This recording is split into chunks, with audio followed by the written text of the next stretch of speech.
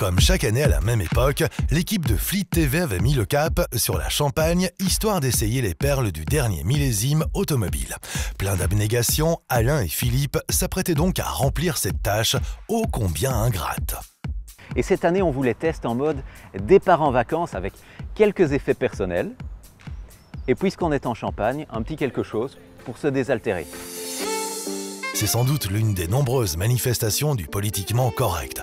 L'appellation GT opère un retour en force. Aujourd'hui, on ne parle plus de super sportive, mais de grand tourisme. Voyons d'ailleurs si elle se prête au voyage.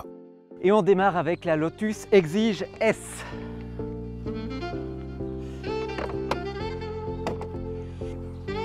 On exige, mais on n'a pas de coffre.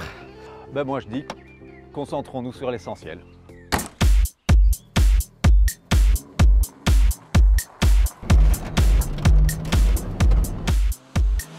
On la savait exigeante, mais dans sa version S, l'Exige devient carrément intransigeante. Pour caser les 2 cylindres supplémentaires de son nouveau V6, elle s'étire dans tous les sens et distille les sensations d'une supercar pour 3 fois moins cher. Bon alors c'est vrai, elle vous déplace les vertèbres, elle vous vrille les tympans et votre femme la déteste. Notez, ça tombe plutôt bien, toutes les places sont prises.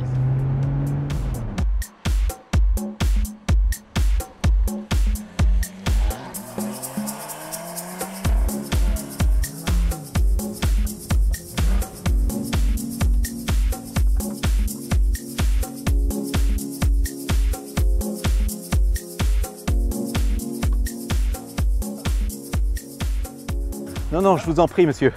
Je n'en ferai rien. Voilà, prenez-en soin. Et des portières à ouverture inversée, comme sur une calèche.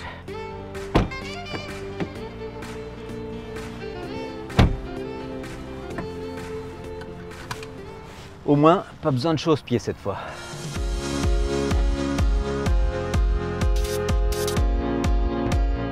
Alors je vous épargne la litanie sur les cuirs et les bois précieux, par contre il y a quand même quelque chose de très particulier, c'est la moquette, super épaisse, en laine, on dirait vraiment des sables mouvants.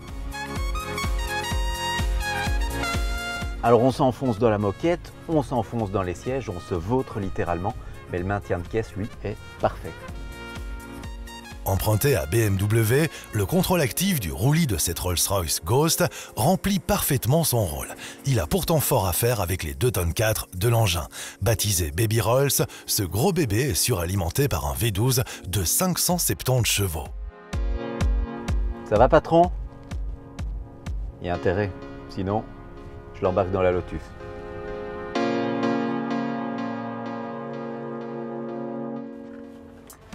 Alors le grand tourisme, c'est aussi une certaine idée de la performance et de l'efficacité. Et dans ce domaine, chacun son idée.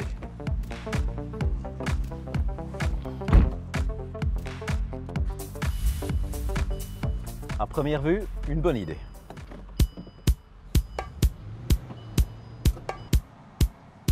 On connaissait déjà la Bentley Continental GTC et son gargantuesque W12. Mais depuis l'an dernier, la Diva peut accueillir sous son capot un V8 d'excellente facture.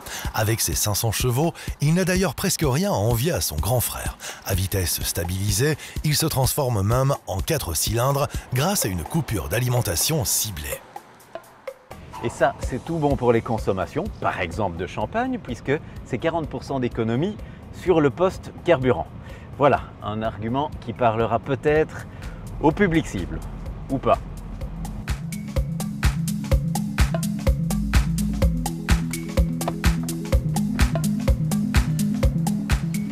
Et d'une anglaise, on passe à l'autre, mêmes origines, même type de carrosserie découvrable et même architecture mécanique. Pour le reste, rien à voir.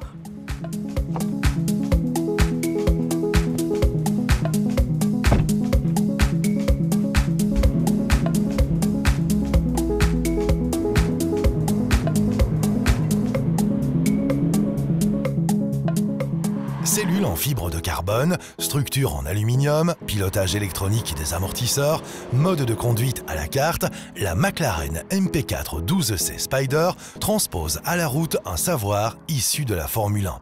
Et avec son V8 de 625 chevaux pour autant de Nm, elle atomise à peu près tout ce qui roule.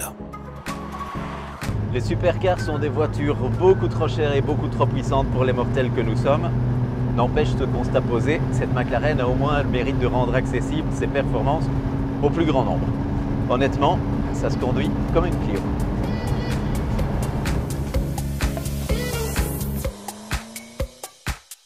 On l'aura compris, ce qu'on cherche dans une GT, c'est un caractère, de préférence entier et bien trempé. Et pourtant, certaines GT ont fait du grand écart leur spécialité. Alors devinette, mon premier est plus statutaire qu'une BMW M5, mais reprend ses dessous et son empreinte au sol. Mon second, lui, est plus pratique qu'un coupé M6, mais reprend son style. Une idée ?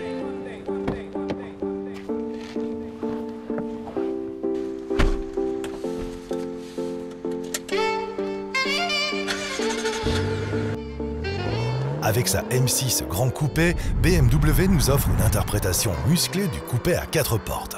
Son V8 biturbo catapulte ses 5 mètres et sa tonne 9 dans un souffle inépuisable. Seul à bord ou à 4, histoire de rendre tout le monde malade. Et ce serait dommage d'être malade dans un habitacle pareil, parce que vraiment, tout y est. L'espace, la haute technologie et le raffinement.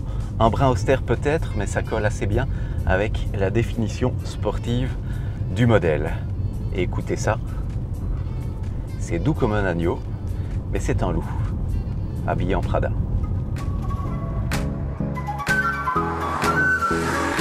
Et tant qu'à rester dans le registre animalier, voici une autre bête qui mérite le détour. Aisance et équilibre, c'est sans doute les deux mots qui caractérisent le mieux le comportement de ce nouveau Cayman S. Arrivée à maturité, la Porsche Cayman S adopte un style qui annonce clairement la couleur. Son flat 6 de 3,4 litres développe désormais 325 chevaux. Il propulse un ensemble plus léger de 40 kg, mais plus rigide de 40%. Dans ce domaine, il fait d'ailleurs même mieux que la dernière 911. Résultat, une efficacité et une progressivité remarquables, même à la limite. Et ces limites, eh bien, je vous assure, elles sont tout simplement insondables sur route ouverte. Alors imaginez ce que ça peut être avec 200 chevaux et 4 cylindres de plus. Avec son V10 de 525 chevaux, l'Audi R8 Spider fait partie de ces bêtes de course échappées des circuits. Et l'absence de pavillon n'y change rien. Sa structure de carrosserie en aluminium est à ce point rigide qu'il a fallu moins de 100 kg de renfort pour lui offrir l'efficacité du coupé. Coupé auquel elle emprunte d'ailleurs sa transmission Quattro. Et cette transmission, eh bien, elle privilégie toujours les roues arrière. C'est non seulement beaucoup plus agile, mais c'est aussi beaucoup plus gratifiant. Surtout avec cette bande son.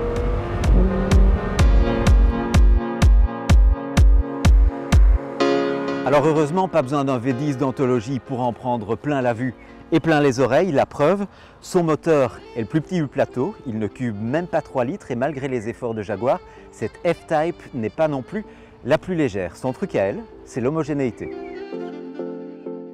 Et l'homogénéité, ça s'apprécie en roulant. Avec sa tonne et demie et son V6 de 340 ou 380 chevaux, la F-Type n'a rien de tonitruant sur le papier. Son architecture est celle d'un roadster classique. 2 places, roue arrière motrice et mécanique en retrait de l'essieu avant.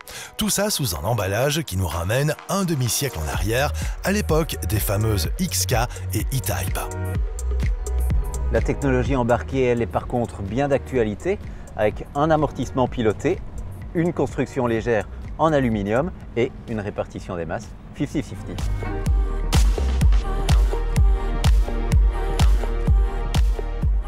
Après une longue journée d'essai, éprouvante pour les hommes et les mécaniques, une autre tâche, ô combien ingrate, attendait nos essayeurs. Quel sera l'élu de leur cœur ? Pour le savoir, place à la dégustation, à la délibération.